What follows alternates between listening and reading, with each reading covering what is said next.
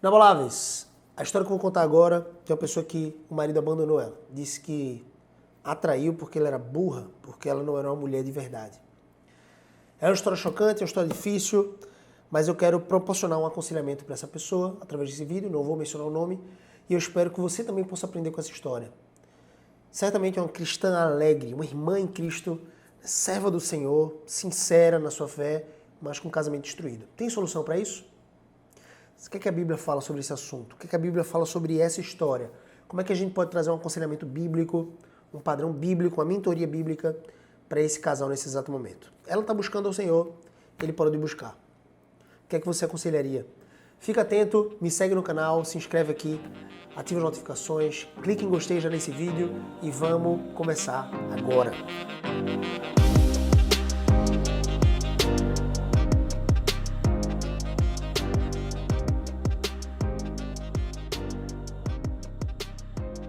Primeiro de tudo, recebi essa mensagem ontem, tá? Ontem. E eu disse pra ela que eu ia responder. E ela disse basicamente o seguinte: Paz, vi seu conteúdo no TikTok e comecei a acompanhar porque é extremamente necessário. Queria muito tirar uma dúvida que eu tenho há muito tempo e que está acabando com o meu casamento. O meu marido vive frequentando a casa dos pais dele. Vai 3 vezes ao dia, todos os dias. E a casa deles fica na frente da minha. Eu reclamo muito com ele por isso. Porque ele acaba que me deixa de lado, conversa mais com os pais, fala sem grosseria com eles e faz questão de estar perto dos pais. Mas comigo não é assim e eu fico mal com isso. Eu estou sendo exagerada, estou errando, é tudo uma questão de ciúmes da minha parte ou é ele que está agindo errado?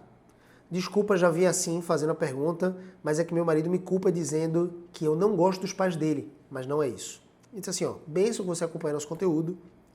Fiquei preocupado porque ela disse que o casamento estava acabando. E basicamente eu disse assim, ó, você parece estar certa, mas a vida nem sempre é sobre estar certo e exigir isso de qualquer forma.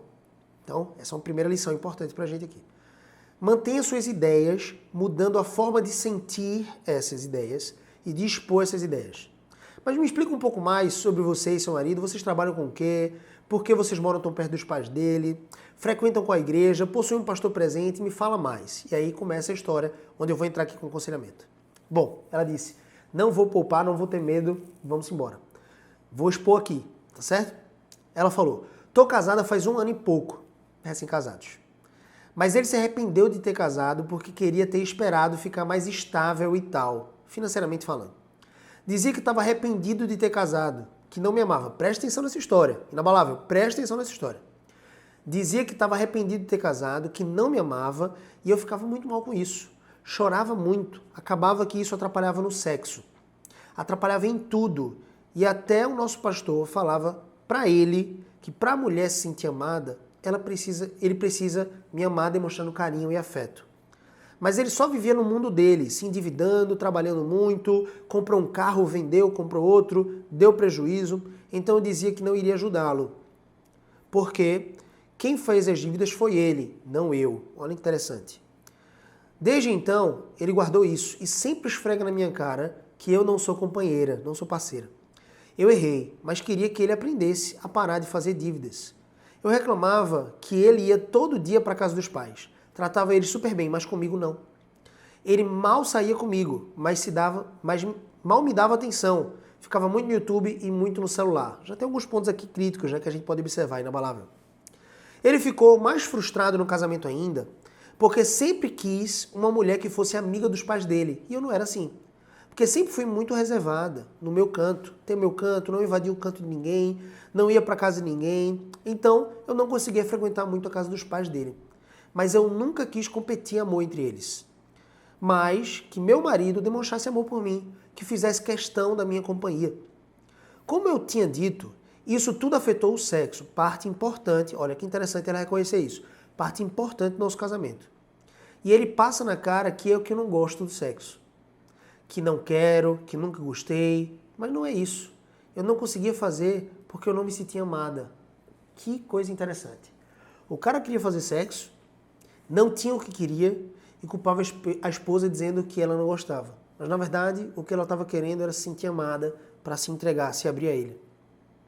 Ele em maio desse ano chegou a me trair. Sem sexo, não é que eu estou colocando a culpa nela em coisa alguma, né? Eu acho que uma dança, quando a traição acontece, os dois precisam olhar para dentro de si. A parte traidora precisa refletir com muito mais esforço, com muito maior arrependimento, porque foi ele que quebrou o pacto da aliança no casamento. Mas a parte traída também pode refletir sobre o que pode ser feito para não só estabelecer o perdão, mas também estabelecer uma conciliação, uma reconciliação adequada. Mas a gente vai chegar nessa parte. Ela fala, em maio desse ano chegou a me trair, desde março que não vai para a igreja, eu estou indo normal. Em agosto desse ano também ele saiu de casa e estamos separados até hoje. Ela não disse exatamente por que ele saiu de casa, se teve algum evento específico, alguma briga. Eu já fiz de tudo para reatar, mas ele ora, diz que é pra gente esquecer tudo e recomeçar, ora diz que não dá mais porque eu nunca vou mudar, que eu dou uma de santinha, mas que sou burra, que ele me traiu porque eu não era mulher de verdade, que eu não valorizei ele, etc. Aí tô nessa agora, só orando, não tenho mais o que fazer. Escrevi sem medo. Irmãos, primeiro de tudo, vamos orar aqui? Vamos orar pela vida dessa irmã? É uma irmã em Cristo. É uma irmã em Cristo. Acho que nós podemos aprender com a história dela, mas vamos orar. Senhor Deus, abençoa a vida dessa irmã e do seu esposo, do seu marido, para que eles possam temer e tremer diante do Senhor, diante da realidade maravilhosa que o Senhor estabeleceu para o casamento, da tua intenção para o casamento deles, Senhor Deus. Traz a eles consciência, com o teu Santo Espírito convence, converte. Chama-os para ti, para que vivam a vida prática diante do Senhor. Sobretudo esse esposo que não está sendo cabeça, que está deteriorando e mitigando, Senhor Deus, aí tentando mitigar a identidade da sua esposa, que ele possa parar com isso. Ele que é o responsável por realçar essa identidade, por reforçar, Senhor Deus, as bases da fé da sua esposa e acreditar nela, Senhor Deus, o valor do amor. Deus, que ele possa se arrepender, que ele possa ser achado no Senhor, que ele possa, Senhor Deus, encontrar perdão no coração da sua esposa e eles possam se reconciliar para a glória do teu nome. Em nome de Jesus, amém. Vamos lá, vamos começar do começo. Irmãos, ela começou chamando atenção para um ponto específico que a gente, é sempre assim, tá? No aconselhamento. A gente abre com mais perguntas e a pessoa mostra que o buraco é muito mais embaixo. Ela estava preocupada com a visita dele na casa dos pais. Primeiro de tudo, eles moram próximos demais dos pais dele. A palavra de Deus nos diz claramente que uma vez que o homem se casa, ele deve deixar pai e mãe e se unir à sua esposa. Você lembra de Abraão lá, na terra de Ur dos Caldeus? Deus fala assim, Abraão, sai de tua terra, sai de tua parentela. Era comum os homens morarem próximos dos pais, então era o patriarca maior. Ele sai da terra e sai da parentela dele. E provavelmente ele nunca mais viu, naquele contexto da época, não tinha telefone, não tinha chamada de vídeo, provavelmente Abraão nunca mais viu os pais dele vivos, né? Sara provavelmente nunca mais viu os pais dela vivos. Eles saíram em obediência ao Senhor. Porque o casamento estabelece essa conexão maior. Você não é uma só carne com seus pais, você não é uma só carne com seus filhos, você não é uma só carne com seus amigos, você não é uma só carne com seus irmãos da igreja, com seu pastor, você é uma só carne com seu cônjuge. Uma só carne, não é união simplesmente, é unidade, é um corpo só. A ideia de ser uma só carne, é uma mente. Eles pensam de forma uníssona. Gabriel, mas não tem uma individualidade ainda? É óbvio, a individualidade continua, mas dentro de um senso coletivo agora. Porque nós não somos mais um, somos uma só carne, dois que se tornaram um no Senhor, para a glória de Cristo. Então, o chamado de Deus é para você deixar pai e mãe, não é para você abandonar os seus pais. Você não precisa fazer o que Abraão e Sara fizeram, né? Naquele contexto da época não tinha chamado de vídeo. Se tivesse, talvez Abraão ligasse para o pai de vez em quando. Mas o que você precisa fazer é ter uma independência emocional dos seus pais. Então, o primeiro chamado para esse homem, esse rapaz, é a ideia de que ele precisa se arrepender de não ter deixado o pai e mãe. Isso é um pecado diante do Senhor. Ele se tornou uma só carne, mas quis continuar ligado ao cordão umbilical dos pais. Isso não pode acontecer. Então, a prudência nos convida a alugar um apartamento para casar um pouco mais longe dos nossos pais, sim. Você não deve frequentar a casa dos seus pais todos os dias. Me permita colocar dessa forma. Isso não faz parte do contexto do bom senso. Não vai trazer saúde para a sua família atual e nem saúde para os seus pais. Embora eles gostem muito da sua presença, muito provavelmente isso deve acontecer, eles mesmos, pela sua sabedoria, maturidade e idade, deveriam dizer, filho, como é que está a sua casa? Filho, você tem uma esposa e você todos os dias está aqui na minha casa? Você tem a sua casa para tomar conta. Você tem a sua esposa para pastorear. Esse pai deveria fazer isso com esse filho. É claro, isso parte do pressuposto que esses homens, essas pessoas, elas precisam ter a palavra de Deus como guia. Mas se você não tem como guia, você faz tudo o que convém ao seu bel prazer. É uma vida hedonista. Eu tenho prazer em ir para casa dos meus pais. Parece ser algo bom. Sim, parece ser algo bom, lícito até. Mas quando isso se torna exagerado e você coloca a sua esposa em segundo plano, você está pecando contra o Senhor. Você está idolatrando a ideia do prazer que você tem em estar, de repente, na presença de outras pessoas que não a sua esposa. Se tem um esforço que todo marido deve fazer, é de ter prazer na companhia e numa conversa, né, no diálogo com a esposa. Muitas vezes é tudo que ela quer. Ela quer diálogo, ela quer atenção, ela quer carinho, ela quer sentir a prioridade. E de fato ela deve ser prioridade na sua vida. Primeiro Deus e o seu relacionamento vertical com Ele, mas quanto mais você busca o Senhor, mais você deve desenvolver intimidade com a sua esposa. Essa intimidade pressupõe conversas. Então o que ela estava se queixando aqui era, basicamente, ele conversa com os pais, eu percebo que ele trata bem os pais, mas comigo ele me trata com desdém, com grosseria. Então veja, o problema não é que ele é grosseiro com todas as pessoas. O problema é que ele escolhe ser grosseiro com a pessoa que ele deveria mais amar. E como é fácil nós sermos, digamos assim, revelarmos a nossa natureza pecaminosa diante das pessoas que nós mais deveríamos amar. No caso, ele está fazendo isso com a esposa. Ela provavelmente deve reclamar disso, e ela se posiciona dessa forma. Eu errei, eu reclamei de uma forma, de repente, acentuada demais. E esse é um cuidado que toda esposa deve ter. Quando ela briga, quando ela alerta de uma forma, digamos assim, equivocada, não cuidadosa, quando ela chama atenção e exorta o marido não de uma forma pastoral, sábia, como uma esposa virtuosa deveria fazer, ela não consegue o objetivo. Qual era o objetivo dela? Ela não queria que ele se afastasse dos pais necessariamente, mas ela queria ser tratada com dignidade, ela queria ser cuidada, ela queria ser considerada a prioridade, como é certo, como ela está certa em querer essas coisas. Mas o método que ela utilizou para conseguir essas coisas foi um método que afastou ainda mais ele. Eu não estou dizendo que ele é vítima nisso, mas eu estou tentando observar os dois movimentos, tanto da esposa quanto do marido. Então eu perguntei um pouco mais e ela avançou. Estamos recém-casados. E eu fico me perguntando, será que não dá para observar todas essas coisas para aqueles que estão noivos agora, tá? Antes de casar? Será que não dá para eu sondar o coração do meu namorado, namorada, do meu noivo, da minha noiva, aquela pessoa com quem eu estou desposado antes do casamento, sondar se ele realmente entende a prioridade do casamento, a prioridade que eu vou ter na vida dele? Esposas, na verdade não são esposas aqui, noivas. Se o seu noivo não manifesta que ele priorizará você e que ele prioriza você, não se case com esse homem, para que você não sofra assim. Ele não está pronto para esse casamento e você deve acabar o noivado. Ele não entendeu o que é ser homem, o que é ser marido de uma só mulher, o que é constituir uma família. Ele não entendeu isso. Enquanto ele não te colocar como prioridade, e não é idolatria, ele não deve adorar você, ele não deve idolatrar você. Você é uma prioridade como ser humano para ele. A prioridade máxima deve ser a palavra do Senhor, a presença do Senhor na vida dele. Mas após isso, e por causa disso, por causa da presença do Senhor, porque ele estima a presença do Senhor e a palavra do Senhor, ele deve estimar a sua presença e priorizar você em relação a qualquer outro relacionamento.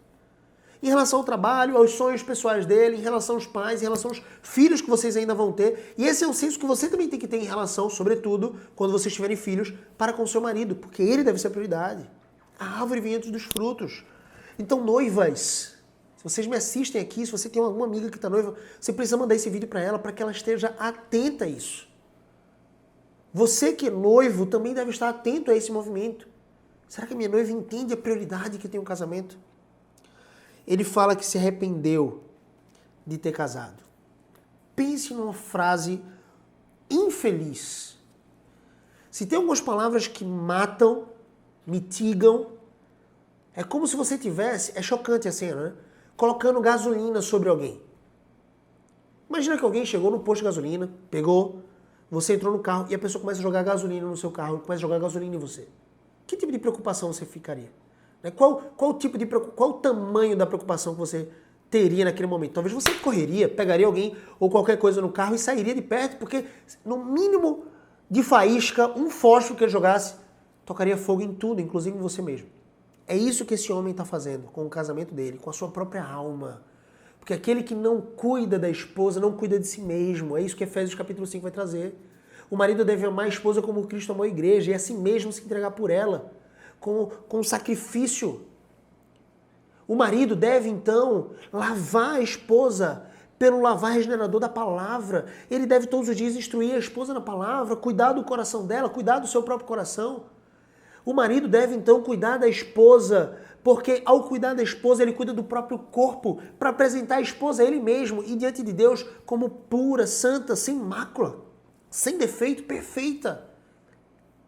Se você quer ter uma esposa perfeita, irmão, se você quer ter uma esposa imaculada, uma esposa que é pura e ao mesmo tempo que é gostosa na cama, que faz amor com você, você deve priorizar ela, priorizar o seu casamento.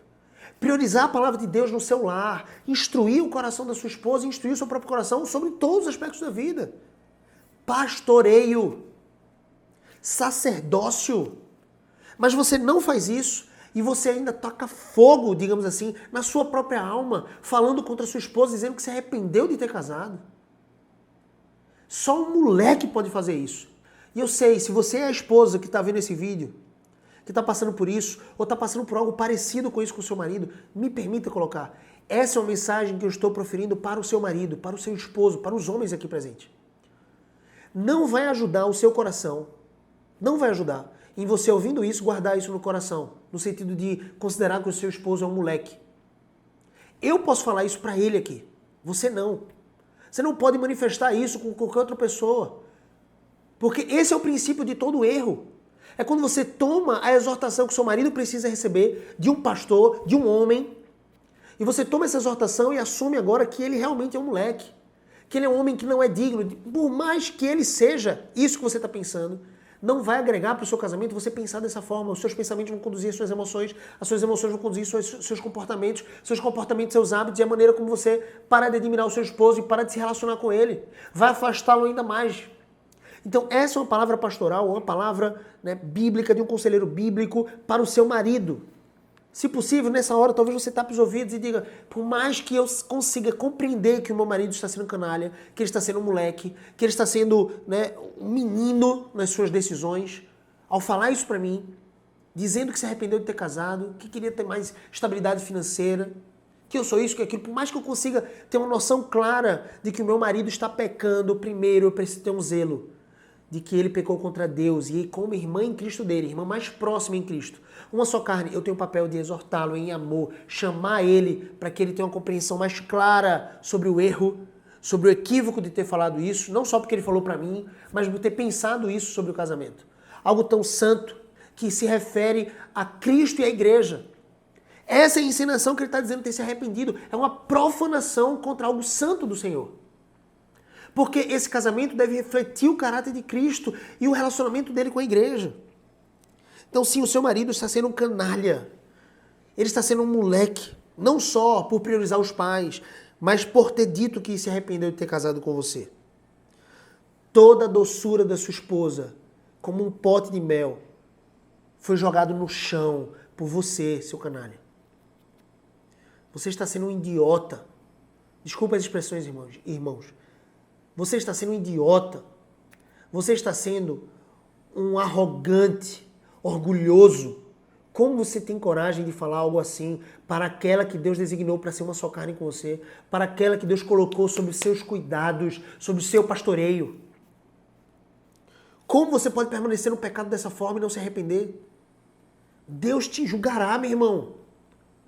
Deus te chamará na unha para que você possa se arrepender no Senhor. Se você for filho, você certamente receberá a repreensão do Senhor. Se você for bastardo, você ficará no seu pecado, melado no seu pecado, e continuará profanando contra o seu casamento, talvez chegando ao divórcio.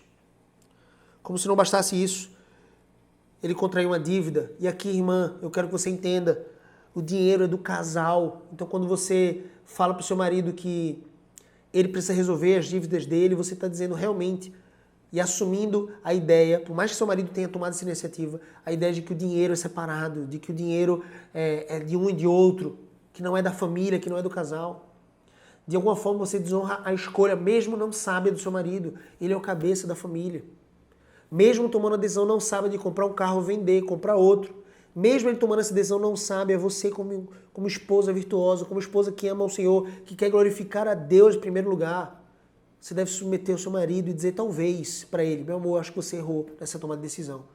Eu queria fazer parte disso, eu queria te ajudar. Então, eu entendo que você reconheceu, mas talvez você não tenha tido a oportunidade de reconhecer da forma devida. Algumas pessoas pedem perdão, mas não relembram o porquê estão pedindo perdão. Não se referem exatamente às quais pontos está elencando aqui o perdão, de quais pontos você se arrependeu. Talvez você fale assim, eu me arrependi de ter dito aquilo, me perdoe. De ter dito o quê? O que é que você fez de forma profunda? Você se mostrou insubmissa ao seu marido. Você se mostrou alguém que queria liderar e ser cabeça, mostrando para ele que ele não era bom o suficiente, de fato. Por mais que ele não esteja sendo bom o suficiente, você como irmã submissa deve segui-lo, ok? Então ele ficou mais frustrado no casamento, ainda porque sempre quis uma mulher que fosse amiga dos pais dele. Minha irmã, se você diz que você não é assim, se você diz que você é uma pessoa mais reservada e que por causa disso você não se tornará amiga dos pais dele, você está em engano, minha irmã. Nós estimamos aquilo que nós queremos estimar. Nós apreciamos e gostamos daquilo que nós voluntariamente nos movemos para gostar. Algumas coisas são mais naturais. Então você tenha tido talvez uma tendência natural durante toda a sua vida a se guardar mais reservada, a não frequentar muito a casa das pessoas. Veja, eu não estou dizendo que você tem que ir para a casa do pai, para os pais do seu marido, todos os dias, 3 vezes ao dia, como seu marido tem feito. Ele tem errado nisso. Mas talvez você deveria acompanhá-lo em certos momentos, para que você tenha intimidade com seu marido, mesmo ali naquele momento do lar, na casa dos pais dele. Então, meu marido está errando, Gabriel, eu quero desencorajar esse erro, e ao mesmo tempo você está dizendo que eu preciso acompanhá-lo em certa medida. É isso que eu estou dizendo. Porque enquanto ele não enxerga o erro, você está junto dele. E você continua orando, e você continua exortando, e você continua chamando ele para estar perto de você. Entende o que eu quero dizer? Então você não vai apoiar ele no erro, mas ao mesmo tempo você não vai abandoná-lo. Você vai mostrar que você está junto. Então, talvez por existir essa retaliação emocional da sua parte, talvez exista agora já uma certa raiva, animosidade da sua parte para com os pais dele, que deveriam ter uma postura de dizer, meu filho, você tem que ficar em casa. Vem aqui 2 vezes na semana, vamos desacelerar isso. Os pais dele deveriam ter esse papel. Agora, mais importante que os pais dele era o seu marido tomar e assumir esse papel. Imagina que o contrário acontecesse, o que é mais comum, os pais estarem visitando, a mãe está visitando vocês na sua casa, no seu espaço o tempo inteiro. O seu marido deveria dizer, o filho dela, deveria dizer, mãe, eu acho que você precisa vir um pouco menos aqui em casa. É o espaço, né, da minha esposa. Então, você é muito bem-vindo, mas frequente um pouco menos. Esse deveria ser o posicionamento dele. Mas enquanto ele não chega a essa compreensão exata, que deve ser pelo Espírito Santo, convencendo ele, através talvez de um vídeo como esse, ou de um aconselhamento pastoral bíblico, você deve acompanhá-lo em certa medida à casa dos pais. Vocês estão numa situação difícil agora, já um pouco mais complexo, porque ele está morando com os pais e desde agosto abandonou você e sua família. Então veja, quantos padrões aqui poderiam ter sido evitados se essa escada de processos tivesse sido adotada. Princípios bíblicos para que vocês possam estar juntos, desenvolvendo intimidade. Não seja uma esposa rixosa. Eu sei que você disse que já buscou todos os recursos possíveis para voltar a se relacionar, mas volte a utilizar a sua aliança. Você ainda é casada com ele. Mande mensagens para o seu esposo. E aqui eu estou dando uma instrução prática. Algumas pessoas podem estar inflamadas e dizendo assim, como você está instruindo só a esposa, Gabriel? Foi ela que me buscou, então ela é a fagulha, é a centelha que pode acender novamente essa chama no casamento, que pode resgatar de repente. Então, se foi ela que me buscou, eu vou trazer alguns passos práticos para que ela possa adotar. Se fosse ele que tivesse me procurado, eu traria passos práticos para que ele assumisse a responsabilidade. A responsabilidade final do casamento é dele. Ele está em pecado diante do Senhor, longe de Deus, abandonou a igreja. Minha irmã, então é você que pode assumir esse papel, infelizmente. Eu não quero colocar peso sobre você, mas é o seu casamento, é a sua vida. Volte a usar sua aliança. Honre o seu esposo, amando-o apesar dos seus erros. Chamando-o ao arrependimento. Não é tolerar os erros, mas ao mesmo tempo é amar o seu esposo apesar dos erros. Ser submissa a ele e amá-lo. Irmã, eu quero trazer um recado para você. Eu sei que isso compromete o sexo. Eu consigo imaginar a sua dor, o seu pranto, o seu luto, diante de um homem que diz que se arrependeu de casar com você, diz que você não é uma mulher de verdade. Esse homem é ímpio, é mau. Mas eu quero trazer para você aqui o padrão da esposa de Nabal. Você lembra da esposa de Nabal, a história já lá com Davi? Você lembra de Abigail? Quão virtuosa foi Abigail? Ela não só era submissa ao seu marido, mau, filho de Belial, mas ela também evitava o mal sobre a casa de Nabal, sobre a casa do seu esposo. Foi ela que tentou chegar para Davi e seus guerreiros e dizer: Davi, por favor, não faça nenhum mal. Meu marido, ele é ímpio, ele é mau e ele tem feito coisas mais. Mas, por favor, não faça nenhum mal a ele. Davi já tinha consumado a decisão, então ele vai lá e mata, destrói os homens de Nabal, pela maldade que Nabal tinha cometido. Depois ele se casa com Abigail.